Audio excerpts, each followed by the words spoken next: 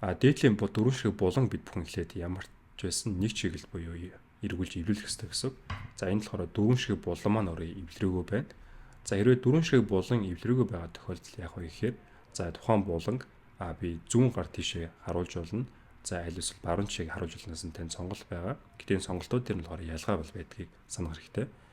За аль болох юм бол миний зөв үлдэхээр болохоор хоёр булан хоёр чиглэлд нэг чиглэлд харсан ба хоёр булангаа баруун талдаа барих хэрэгтэй.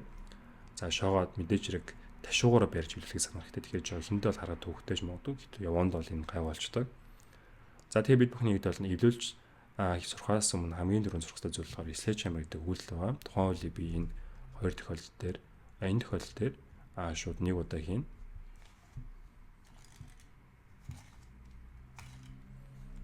За ингэснэ гэдэг бол дээдлийн өнгө маань дээр шууд эвлэрчж байгаа. За тэгээ санийх болохоор дөрвөн булангаас гэдэг бол sledgehammer гэдэг үйлдэл нэг удаа яснаар шууд дээдлийн өнгөийг эвлэх боломжтой байдаг. Тэр хэдэл одоо арай өөр тохиолдол хийж үзье. За одоо энэ тохиолдолд болохоор хоёр ширхэг булан эвлэрсэн, хоёр ширхэг булан маань эвлэрээгүй байгаа гэсэн үг. За тэгэхээр энэ тохиолдолд болохоор бид бүхэн хэд бол escape шоогоо хоёр булангийн нэг хэд бол эргүүлээд дөрвөн булан руу хуурах хэрэгтэй байдаг. За тэгэхээр байрлал нь болохоор хоёр булан эвлэрсэн, хоёр бол эвлэрээгүй байгаа. Энэ байрлалаас бариад за тэгэхээр үйлдэл техник хийцгээе. За тэгэхээр одоо бид бүхний таньдаг дөрвөн булан дөрвөлээ эвлэрээгүй байгаа тохиолдол байна тийм үү? Хоёр нь эвлэрээгүй, хоёр нь бас мөн эвлэрээгүй, дөрвөн бол эвлэрээгүй байна. Тэгэхээр хоёр булан харин хоёр булан харин хоёр нэг чиглэл харж байгаас би нэг доошоогоо барина. За тийм эндээс л хороо бид бүхний мэддэг sledgehammer гэдэг үйлдэл маань өөрөө орох хэрэгтэй. За ингэснээр болохоор бид бүхний мэддэг яг нь бол sledgehammer амжилттай ороод дээдлийн булангууд маань өөрсдөө автоматар хийдэл шууд ингээ өнгүүд нь таарад энэ бол орчдөг гэсэн. Тийм үү? Булангуудын байрлал нь өөрөө шууд ордог. За ихсэн хэдэж энэ болохоор нэг ширхэг нүд буюу төвийн өнгө маань өөрөө байхгүй байгаа. За тэгэхээр бид бүхэн сайн анзаарах юм бол энэ төвийн өнгө маань гэдэг бол энэ зүүн гартал энэ бол орчихсон байна. За тэгэхээр бид бүхний дараагийн хэсэг болохоор энэ төвийг энэ дээшээ гаргаж авах хэрэгтэй гэсэн. Энэ шарангийн төвийг дээш нь гаргаж авах хэрэгтэй. За энийг хэрхэн яаж гаргаж авах вэ гэхээр хойноо орцсон байгаа шарангийг бид бүхэн шооныхаа эсрэг талдаа буюу хойноо барина. За тэгээ үйлдэх барилт нь болохоор ташуугаар барих хэрэгтэй. За тэгээ sledgehammer гэдэг үйлийг ямар ч байсан нэг удаа хийн. За арай одоо шонхоо тэнхлийг болохоор хоёр удаас солих хэрэгтэй. За тэнхлээс танд бол 1 2 энэ бол доошо чиглэл нь хоёр удаас солих хэрэгтэй гэсэн үг. За арай одоо бид бүхний мэддэг sledgehammer гэдэг үйлийг дахиныг тавьчихъя. За цагаангууд ороо бариад дээдлийн шаран гэдэг юу басныг харцгаая. За нөгөө шарангийн төв маань өөрөө аль хэдийн эвлэрчсэн байгаа. За тэгэхээр бид бүхний эвлэрсэн байгааг мэдсэн учраас одоо үйлцэн хүрээнд байгаа.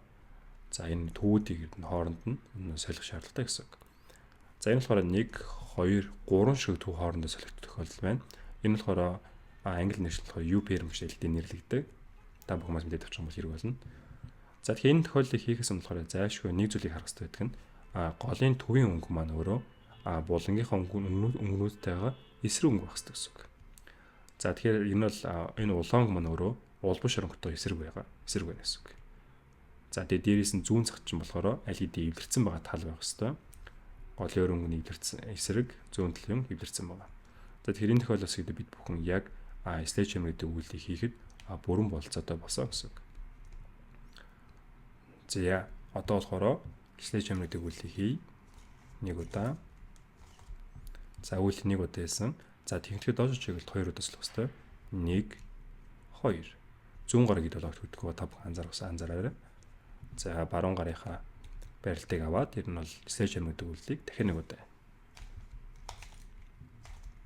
Вау, тийм ээ. Ингээд гэдэг бол escape shot гэдэг бүрэн болцоотой байдаг. За тэгэхээр эдлээ бас ойлгомжгүй зүйлс мөн харагдаагүй гарч ирээгүй тохиолдол үлдсэн байгаа учраас тухайн жишээнүүдийг нэг удаа харцгаая.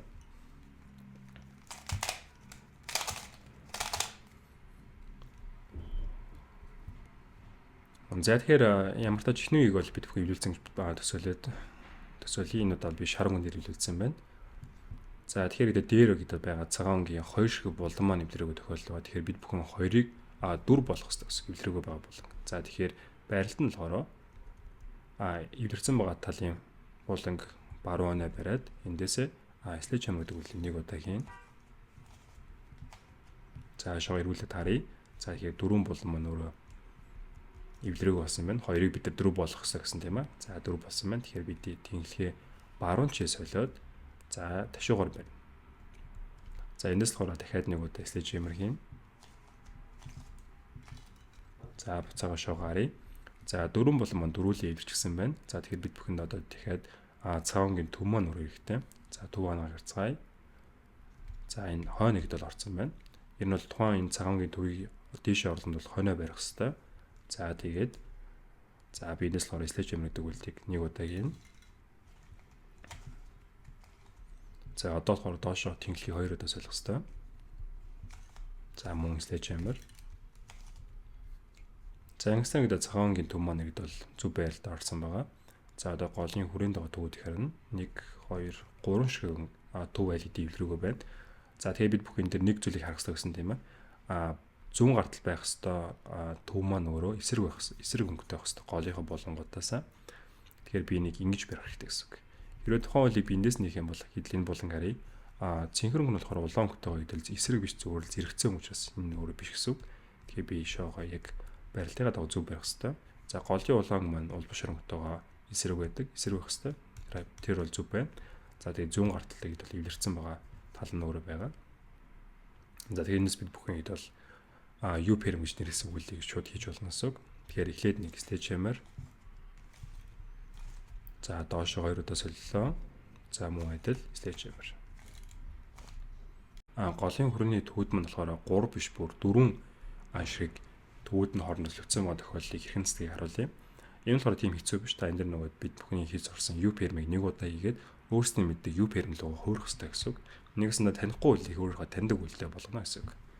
За үйлийг бол ханаас ч хамаагүй барьж болно. За эхлээд шууд слэйж хаммер хийн. За үйлийг ханаас ч хамаагүй барьж болох гэсэндээ энэ бол зүүн болон баруун гартал аль дээр нь эвлэрээгүй төвүүд байх хэрэгтэй гэж заавал санаарай. Слэйж хаммер нэг удаа хийлээ. Тэнхлэхийг доошоо 1 2 удаа солино. Зүүн гар ирэхээр бол огч чоноосоо салахгүй. За дахиад нэг удаа слэйж хаммер. За ингэсэн бид 4 байсан ирэм төвүүд маань өөрөө 3 болж байгаа гэсэн үг. За одоо болохоор бид бүхний U perm-ийнхаа барилтыг санах хэрэгтэй. Голын төвийн өмнө болохоор дөрвөн захын хэд бол булангуудаас эсрэг байх хэрэгтэй. Улбаш нь улаанаас эсрэг. Тэгэхээр зөв гэсэн. Тэгээд зүүн гартал эвлэрсэн байгаа тал маань өөрөө байх хэрэгтэй. Эндээсээ барьж аваад слэйж хаммер хий нэг удаа хийн. Тэнхлэхээс солилоо. Мөн адил слэйж хаммер. За бид бүхэн ингэж skip shot хэлбэл зурлаа. Тэгээ та бүхэн иргэд бол skip shot дээр нэг зүйл бол хамгийн чухал гэдэг сансан байх. Энэ нь болохоор slэйж хаммер гэдэг үйлдэлийг зөв хийх, зам үндэ дээрээс нь тухайн үйлдэлийг хийхдээ байралтай маш зөв барьсан гэдэг skip shot хэлэхэд илүү хэлбэрхэн болно.